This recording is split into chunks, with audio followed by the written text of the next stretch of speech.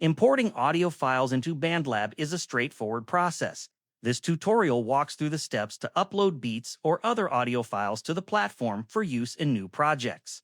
Steps to import beats. First, navigate to bandlab.com and sign in to your account. Once logged in, locate the red Create button at the top right corner of the page and click it. From the drop-down menu, select Create an empty project. The project editor will begin loading, and within a few seconds, a new blank project will open.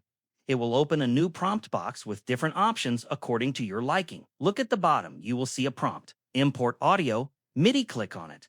Navigate to the location where your beat files are stored. Select the desired file and click Open. The file will upload and appear in the project timeline. Conclusion.